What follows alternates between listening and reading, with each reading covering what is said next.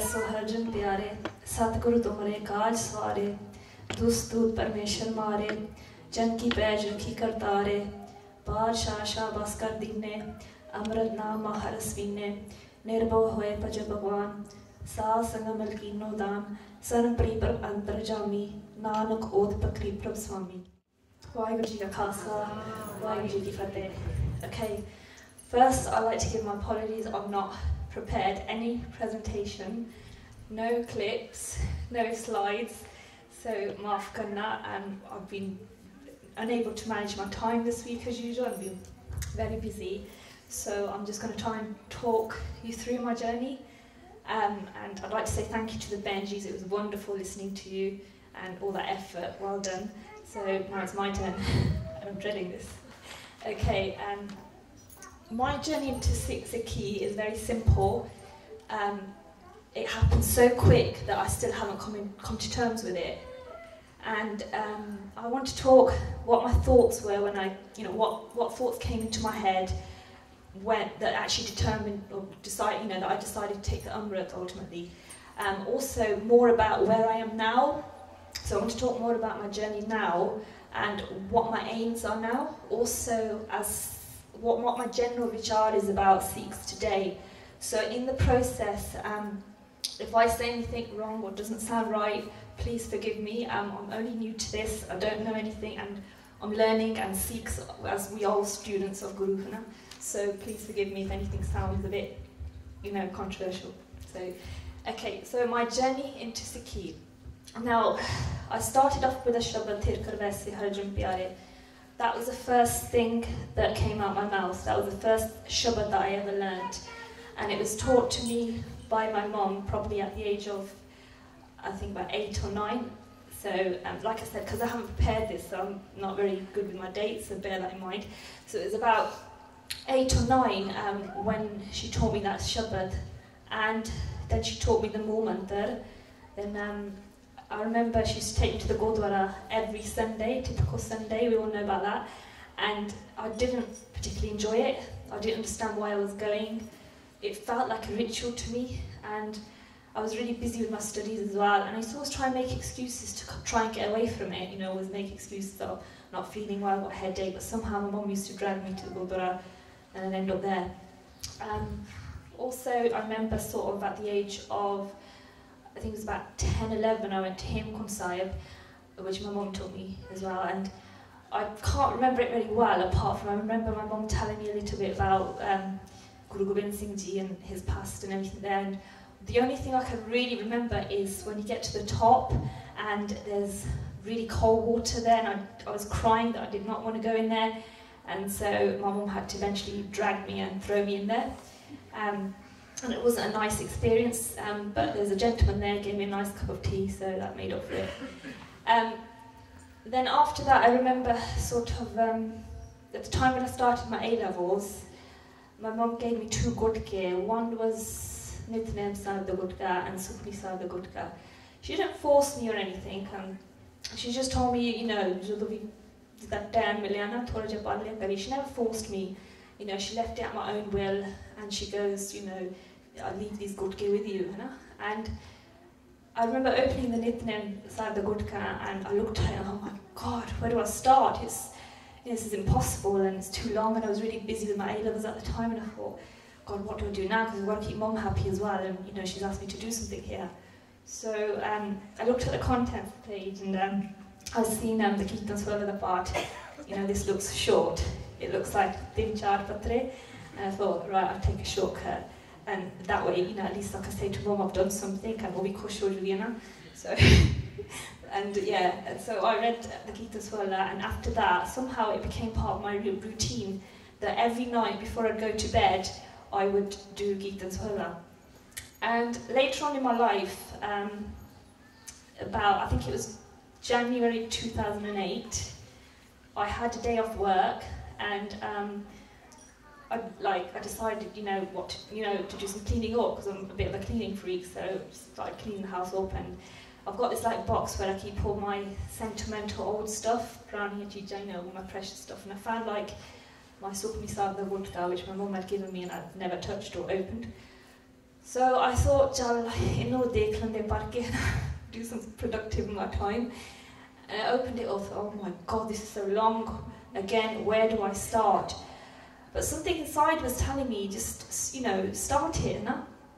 Okay, so I opened it up and I thought, you know, I don't think I'll be able to read this all. I'll just read, you know, a couple of patre, I'll read a few pages, and I thought, okay, and if I want to read something, I've always been one of those people who want to understand what I'm reading, so not just read it, otherwise it becomes a ritual. So I read the translations with it, and I read a couple of patre, and it was so enjoyable when I read the translations. It literally opened up my eyes. You know, that this is so interesting, you know, I'm coming on to something here, it's amazing, you know, with the translation especially, which I'm going to go on to afterwards, talking about, you know, understanding the meaning of what you're reading. And the next day onwards, after I came back from work, I thought, I've got to continue reading it. It became like an addiction that I had to carry on reading it. And then from there onwards, I read another couple of patre and another couple of patre. It took me about 3 weeks to get through the whole of Sukhmani Sahib, to read it with the translations, because I was kind of studying it at the same time, because I'm a bit of a person who likes to analyse things. It's just the way my mind works, and I kind of researched it, you could say. And after 3 weeks, you know, of reading it, I thoroughly enjoyed reading it. I remember talking to Gursikh uncle, telling him about this, and he said, so ras, what's ras? Okay, you normally get ras when you eat something. You know, you get ras. How can you get ras when you're reading something? And I was kind of like, you know, I didn't understand what he was on about. Obviously, understand now. Also, when I read the Sukhmani Sahib for 3 weeks, I remember I used to get very emotional. I used to cry a lot when I read it. First time I read Sukhmani Sahib, I cried so much. And again, later on I discovered when I spoke to a Gursikh that it was something called barag. Again, I didn't know these words, didn't know what they meant. And then after that, every day it became a routine that I had to read the Sukhmani Sahib. And no, it didn't take me 3 weeks after that. It took me 1 hour a day every morning. It became an addiction that I had to read it. I can't explain why. You know, it was, like I said, it was an addiction, given I have to do it in my pot before I go to work. After that, I went on to reading other banis, like S.H.A.R.E Sahib, and I think it was Dukbanjani Sahib, a bit of S.H.A.R.E as well. In my own, this is, bear in mind, this is when I didn't have Sangat. I just wanted to do my own sort of research to understand what these banis are saying. And it was only a little bit I did at the time. And although my journey started with Sukhmani Sahib, I have to say all the banis are very beautiful, so you can't say one bani is better than the others. But it just happened that I started there. And then later on, I came into Sangat here at Crossroads. And I really clearly remember Bhai Tarsen Singh Ji's classes. Absolutely inspiring. They further motivated me that I need to do something more here. And that's when I thought I'd do a bit more research. And I started looking up into my Sikh history, because I lacked even the basic knowledge, and even now I still do. You know, but I've got a lot more understanding than before. So I looked up onto my Sikh history, particularly like, you know, about our Shaheeds, our Gurujis, Bhai Daru Singh Ji and Bhai Mati Das Ji. And I thought to myself, you know, I was really upset reading about it as well. And I thought, these people, Guru na Mokhni Moria, even Shaheed Lili, and I'm turning my back against Guruji every day by the things I'm doing. And I was upset, but I was, you know, about this. You know, you know, imagining, you know, your own children being tortured in that way. It was really upsetting. More important, I was actually upset more with myself, because the fact that what have I done in return? You know, what qimat have I put for their life? And I'll tell you what qimat I put for their life at that time. And that is that my haircuts used to cost me about £20 those days, by the way. You know, when I used to have my hair layered and all that. That's the qimat I gave their life. I was saying, by, you know, that, you know, those sajjadi, that their life is worth only £20. You know, it used to cost me £10 for my threading. Is that how much, you know, Bhai Daru Singh's Khopri is worth? Maaf karna if I'm saying this to people, you know, who not done the Umrah, but this is what I felt, so I'm being honest with you, you know, what I felt at that time. And I felt disgusted with myself that, inni कीमत पाई है उन्हां दी शहीदियां लई, you know, and because I didn't know this, I was unaware that this happened, so, and you know, if I did it being aware, I would have been even more probably hurt with myself. So I wasn't aware of all this, and it really kind of upsetted me. And you know, I felt at that time in my life, and this is probably 2009, I think, that you know, we're in a huge qarja here to these shaheeds. We're in a huge debt that we can not pay back. And what am I doing to that debt? I'm actually increasing it by actually, you know, doing what I'm doing. And then I went on to research a bit more. I remember reading about 1984 Harmandir Sahib and the attack that happened to Harmandir Sahib, the Blue Star operation, which again I was not aware of much. And then I was hurt, and I made a kind of an analogy to myself that, you know, we've got Hari Ka Mantra is inside us, and you know, Hari Mantra, that's inside us, God's temple, what am I doing to it every day? I'm attacking it every day by, you know, cutting my hair, doing threading, and you know, we're attacking it every day by putting meat, shrab, alcohol, drugs, ninda, jublia, all these things. We're attacking it every day. So that again made me think about what my actions are, what I'm doing. And then at that point, I remember that I was literally thinking about taking the Amrit. That's when, you know, looking at my Sikhi roots, that's what kind of, you know, that's where I got my inspiration, those shaheeds and our Gurujis, that what they'd done, that kind of made me decide that I want to do the Amrit. But there were still a lot of questions that were going through my head, and not just common questions that I think are common to a lot of people who you know, are thinking about taking the Amrit. And one of them was that, and someone even said this to me, I won't mention the name, you know, that will you rakni hona Amrit, you know, you won't be able to keep it. It's a common thing that we all say, and I questioned that. Why won't I be able to keep it? Amrit mein thodi rakhna, Amrit ne minno rakhna hai. That's what I thought in my head. Whether I'm right or wrong, I don't know. Because we're making Amrit sound so weak. It's the power of Amrit that keeps us. We don't keep the Amrit. And at that time, I thought to myself, okay, you know, because it's a common perception that we have to be perfect before taking Amrit. Sorry, I don't believe that, because I wasn't perfect before I took the Amrit, and I'm still not perfect. And I felt that basically, yes, I'm going to make mistakes, but as long as I've got pyar for my Guruji, and as long as I'm not janbujh making silly mistakes, I knew that he'd pick me up. And you know, it's like a little toddler, who's learning to walk, you know, he falls and his mother picks him up, he falls and his mother picks him up, you know, and if he doesn't learn to walk, you know, if he doesn't do that, he'll never learn to walk. So that's what was going through my mind at that time, that Guruji will pick me up if I do make mistakes, and that's exactly what's been happening in my journey. And at that point also, another common sort of thing that was going through my mind, and something that someone had said to me as well at the time, is, you know, there's a common perception, something that I've always seen in my life, is that a lot of people take the Amrit when they're kind of old, you know, and I remember this person saying to me as well that, oh, you shouldn't take it yet, you're too young yet. And this person is like about 45 years old, and he said to me, oh, you shouldn't take it yet, you're young. And I'm not taking it. He said, I'm going to enjoy myself, and that's at the age of 45. And and he was saying life starts at 40, so, you know.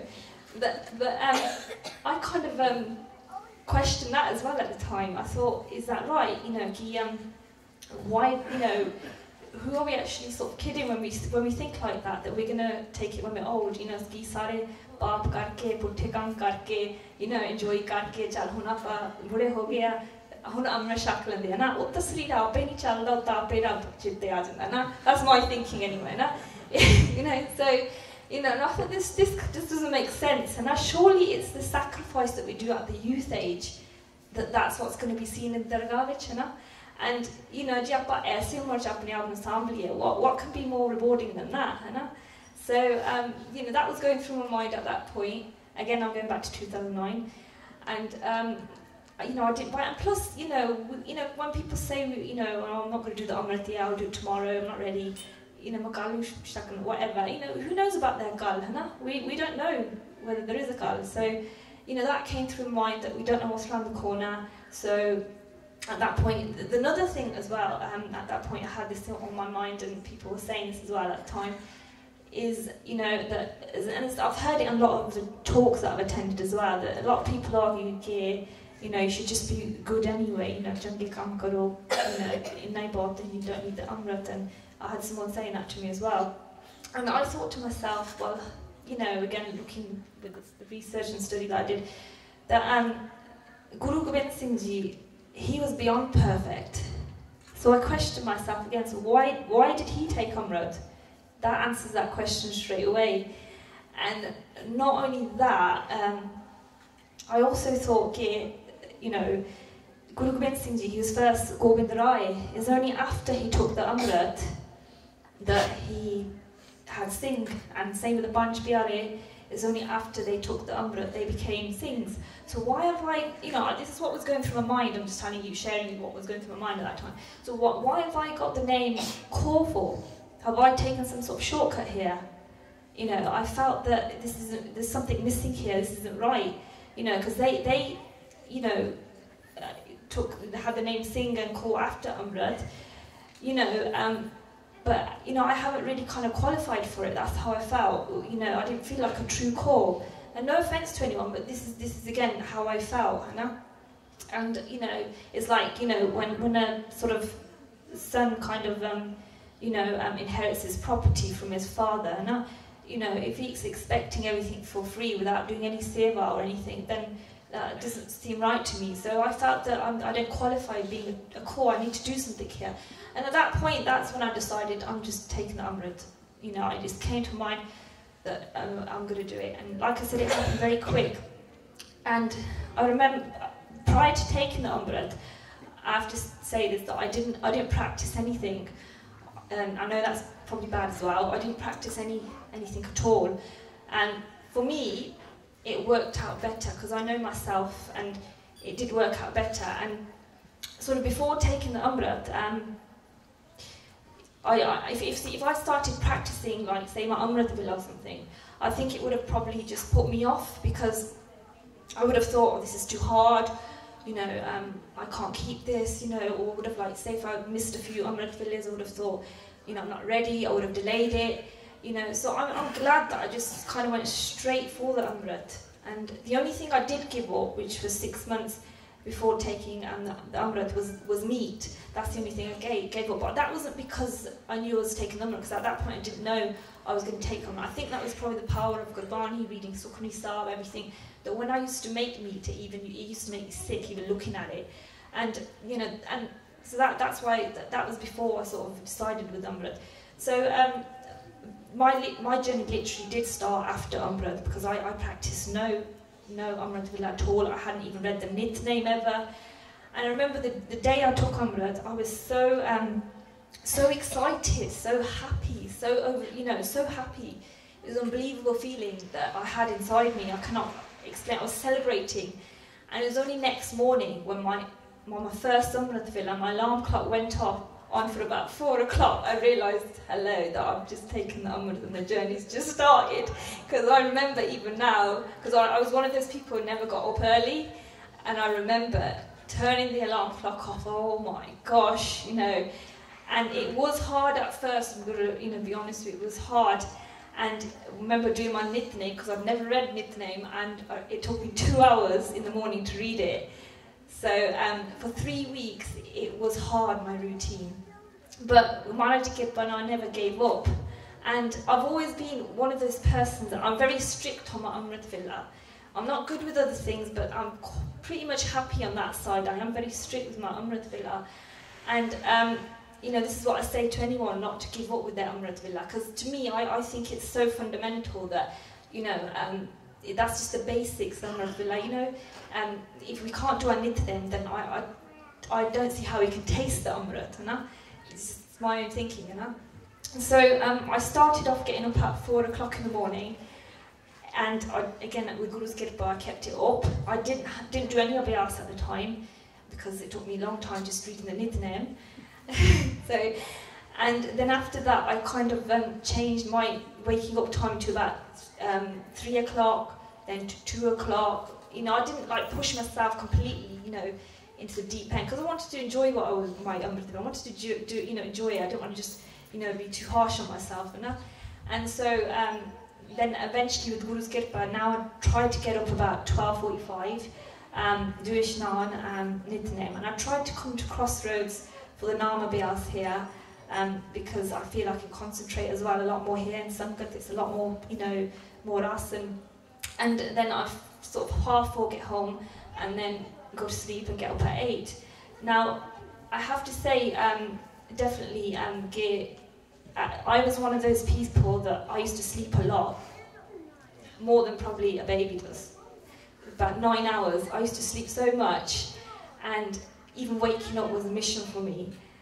You know, and with Guru's Kirpa, I don't even understand now how I can manage with 4 or 5 hours, but again, I do believe that's the power of the Amrit, and also, you know, you can get your body used to whatever you want, really, you know.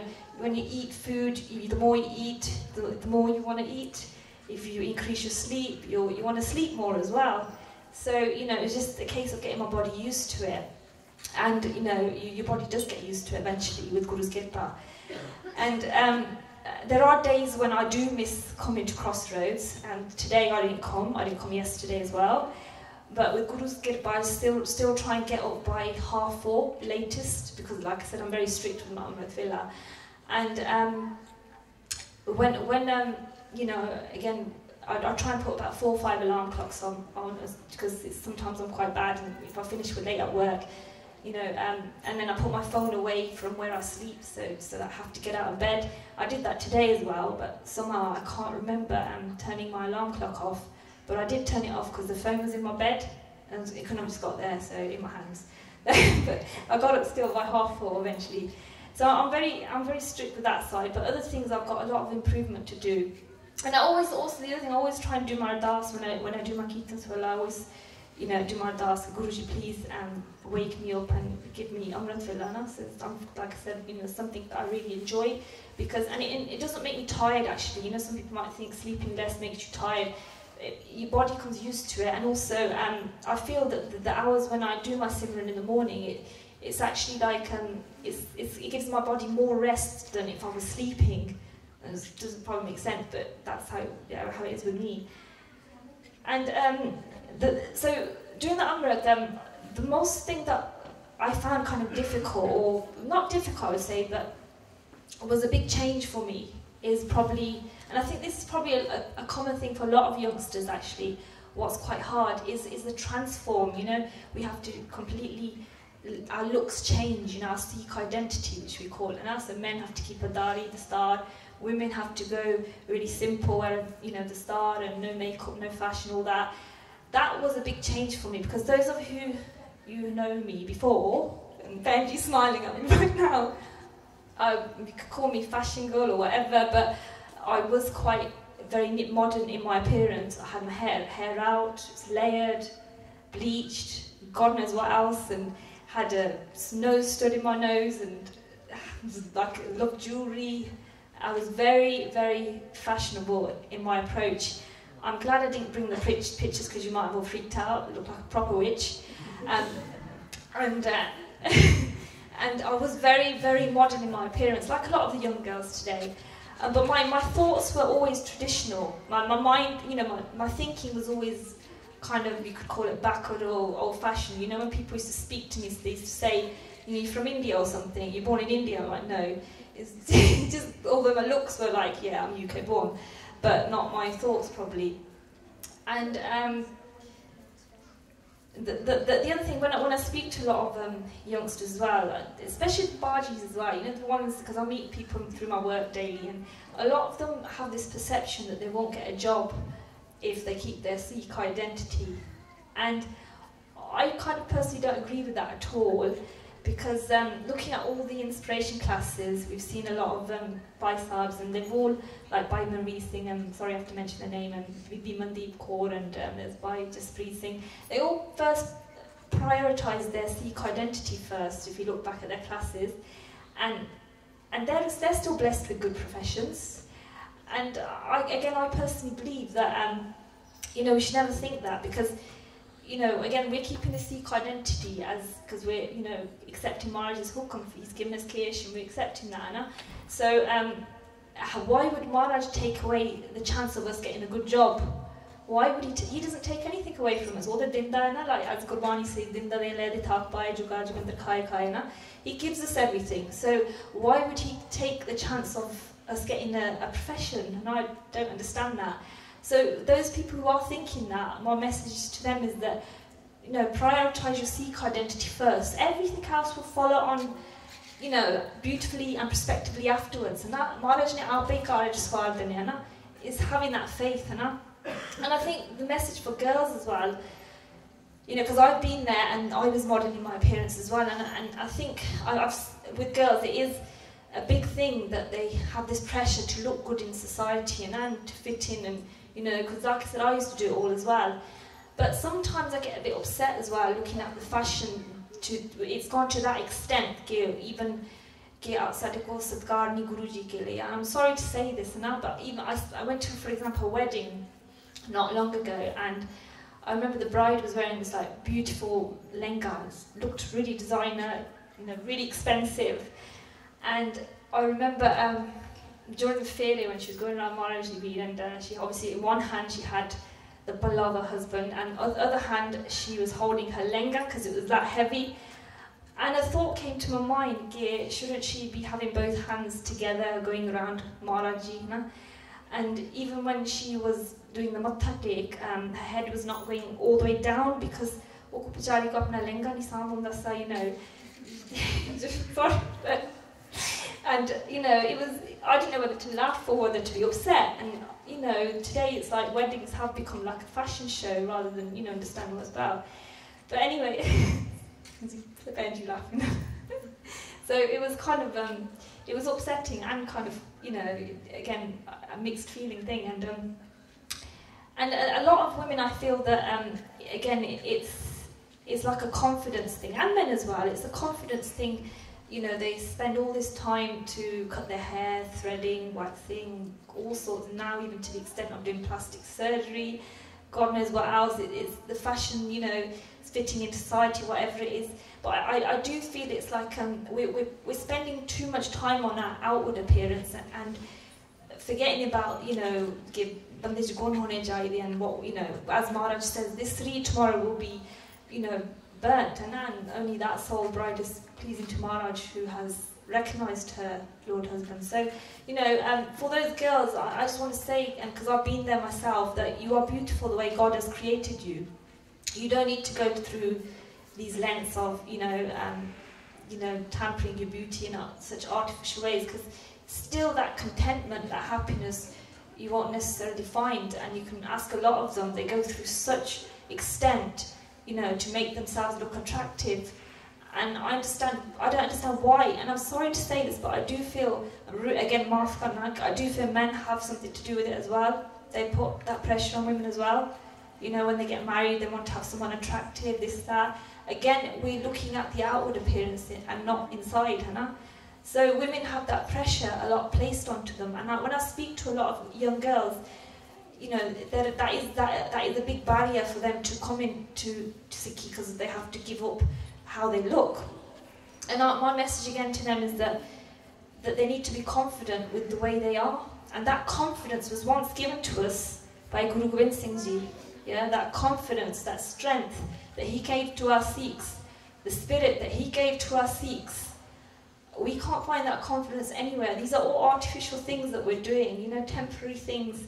You know, I'm only saying this because I've been through this, and they're all temporary things. They won't give you that fulfillment that, you know, Guru Gobind Singh Ji taught his Qawm, you know, that spirit that he given, that confidence that he given his Singhs and cause, you know, that, you know, that these things cannot do. And that was through a lot of crazy Nama Vyas and Gurbani and Seva. That's where we're ultimately going to get that contentment. And this is probably where I am in my journey now, I'd say.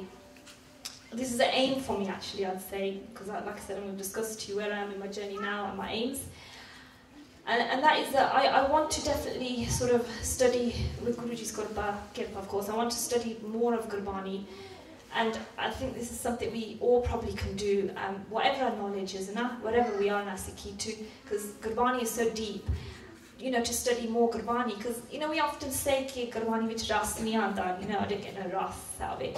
If we don't understand it, how are we going to get the ras? And I have to say with my own experience, the parts that I've actually made effort to understand, I do get ras, and the parts that I haven't done any, research, I don't get no ras out of them. That's the honest truth, because I don't understand them.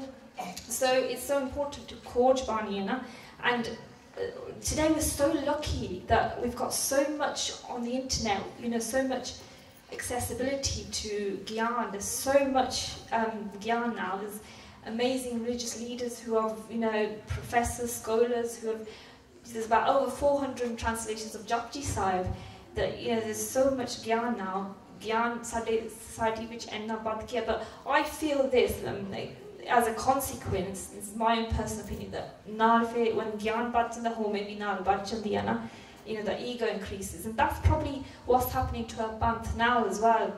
You can see, because when home increases, we start saying, I know more than you, or my Jatha knows more, our Jatha knows more than you, or we're following the Maryada and you're not following the Maryada, and that's what happens. And as Maharaj just said, कि होमे नामे नाल विरोध है, ना? ते दो में ना बस एक थाएं जियो. Where there's home, there can't be naam. And where there's naam, there should be home. And if there is home, then oh naam hale basyani, as that's probably where I am now, in my case, कि basyani hale. And I also believe, I'm not saying you don't have Gyan, because I'm actually saying, because I'm at that point now where I want to obtain more knowledge, and I'm really waiting for Guruji to give me that kirpa of more Gurbani knowledge. And because Guru Maharaj has said himself, Jobra Komal Vocha, Khoj Shabdule, he said himself, Khoj Karo. But my thinking is that when the home comes, the home should be replaced with Sharda. So we've got Sharda and we've got Gyan, which make up the two eyes to ultimately recognize our beautiful Lord. So we should all sort of study Gurbani. And I think also another aim for me at this point in my life, and probably something I think a lot of us do and should do, is that whatever knowledge we have, whether it's even basic knowledge, that we are obliged to kind of pass that message on, of Guru Nanak Dev Ji's message, that we should all pass it on wherever we are. Because in my journey, I have experienced situations where, the other communities don't know what a Sikh is, and we think we're all the same. Again, no offense to any dharam, all dharams are important, but sometimes they think, Sikhs are Muslims, and vice versa. Like, people don't understand the difference, and I feel that I've even experienced it in situations as well. So I think personally, even for myself, and any situation we can use as a way of educating people. But one thing, another aim for me is at this point in my journey, that I do believe that, yes, we should spread the message of Guru Nanak Dev Ji, and I think one of the biggest ways we can spread it is by our actions, because actions speak louder than words, as we all know that phrase. And it's something that I need to work on as well. And when I say actions, I mean like, how humble are we? How sweet do we speak with each other? How much respect do we have for our elders? Because we're all going to be old one day, and from my experience, I've seen a lot of families where our elders are neglected, and it does kind of sadden you and a little. So and generally even gestures. Do we always greet each other? And do we always say fateh to each other and all these things? Do we say good morning, good afternoon to everybody? So these sorts of things, and that's something I need to work on as well. And with Guruji's gift, that will happen. And just generally saying things like even thank you. So that way, these other communities who are not aware what a Sikh is, they can understand. Okay, wow, this is what a Sikh is. This is what a Singh is. This is what a Kaur is. And I do feel myself as an Amritdhari that there's a lot of pressure more for Amritdharis, okay, sorry. There's more pressure for Amritdharis to behave in this way, and it is hard because, like I said, I'm not perfect and I make mistakes all the time. But then I always think that if I make a mistake, that mistake can possibly, you know, stop people from even coming into Sikhi or, you know, anything like that, because we've got so much power as Amritaris. We can either bring people into Sikhi or away from Sikhi. So there is a bit of a pressure there. So we are kind of like role models in one way. And, you know, I like I said, I meet a lot of youngsters in my journey, and the youngsters that I try and encourage to come to the Gurdwara, a lot of them say, okay, they don't want to come to the Gurdwara because, you know, there's politics, this, that, you probably all heard it. And I had one sort of young lad who, I won't say who it was, but he was like, in Gurdwara there's only two things, and he turned around and said there's two F's, and I said, what are two F's? And he goes, there's food or fighting. And he goes, food mein bathera kar milda, fighting I don't like. There's a young lad said this to me. I was like, oh my God, I didn't know whether to laugh or whether to, you know, what to say. And I simply say to that, you know, at the end of the day, you're coming to Guruji to see Guruji and, you know, to fulfill your faith, and you should never give up, and you should be part of Sangat, because we all have a responsibility, and we can't say everyone's bad, because there are so many good Gursikhs that even I have been inspired from. In particular, the books by Rama Singh Ji, In Search of a True Guru, really inspired me. And in present time, I'm sorry I'm going to mention their names, but the Gursikhs that have inspired me in their talks, their vijars, definitely by S.H.A.R.E Singh, by Janeer Singh Ji. I think you can learn so much from old people that have got so much experience. I'm going to mention a few more names, I'm sorry I have to, but by Tarsen Singh Ji's talk, wonderful, and there's other people in the Sangat by Taranjit Singh Ji, and there's also by Manpreet Singh Ji, I love his talks, and not forgetting Bibi Ranjit Kaur. I think she's fantastic, such an inspiration for us all women. You know, so if you've ever, you know, not been to her talks are wonderful. Generally, regarding my Amrit, again, I'm so glad that I took it. I'm really, really glad I took it. There's so many benefits of it. I can go on, but to sum it up, I think it's given me a sense of direction, a purpose to life, you know, a meaning to life, and it's given me discipline as well at the same time. And however, there is one regret about taking the Amrit. So any of you who are thinking of taking the Amrit, listen very carefully. I have one pashtava about the Amrit. You're looking at me thinking, oh my God, what am I going to say? And that is why I did not take it any sooner. But again, that's not in my hand, because that's in Guruji's hand. And I just hope Guruji, that he gives me, you know, blessings, kirpa, that all those years that I've lost and wasted, because to me that's how I feel, that I wasted all those lives, and I was a lost case, those lives. Wasn't doing anything productive, you know, we're in a rat race out there, we get so busy with ourselves, we don't spend time on ourselves, you know, on our soul that needs attention. And I felt that, you know, all those years that, you know, I didn't have contentment and kushi, that I've kind of found it, sort of thing. And finally, I just want to finish by saying, almost, it doesn't matter, you know, whether you're Amritari, non-Amritari, we should all make sort of effort to come to Sangat and learn as much Gurbani as we can, because tomorrow if someone asks us what a Sikh is, so these are for even people non-Amritaris, you know, at least we can tell them what they are. If they ask us what our gurus are, who our gurus are, we can tell them and not, you know, feel bad. And finally, I think as a community, we're a very successful Sikh community. We've done very well. We're very prosperous as a community. But sadly, I feel, and this is my own opinion, Maaf Karna, but I feel we've lost a lot in the process. We've lost a lot of moral values and S.H.A.R.E. I'm sorry to say, not everyone, I'm just generally saying this, Hannah. And to the point that, you know, I think we've lost a lot, and even our faith, I personally don't think it has been passed on very well. And I think if we don't pass it on, this is my feeling now, if we don't pass it on to the next generation, the gap's going to get bigger, the gap is going to get bigger, and whether we like it or not, every action that we do, good or bad, it will affect the next generation without even realising it. For example, if you have someone like selling alcohol, they might not realise it, but they could have poisoned a whole nation without even realising it. Tika, you know, he'll become a dummy, you know, but he could have poisoned a whole generation without realising. So all our actions, you know, will have consequences on the next generation. So basically, I want to end it by saying, you know, when we're going to, you know, and this is what Maharaj would want us to do, that, you know, when we leave this world, we want to leave it in such a way that the world is a lovely place for the next generation. You know? I know we don't think that long term, and you know, it's something that I feel. And again, sorry, I haven't talked much about my journey into Sikhi because, like I said, it was so quick. But it's more about what I feel now. I thought, because like I said, I didn't prepare for this any presentation, so maaf karna. But so I just want to end it on saying one line, and that is for myself as well. Vich dunya sev kamaiye, ta darge vesan baiye. Pulanjuka na kema mangdiyo. Really forgive me if I've said anything wrong. I don't know anything. I'm learning myself. Thank you for listening to me.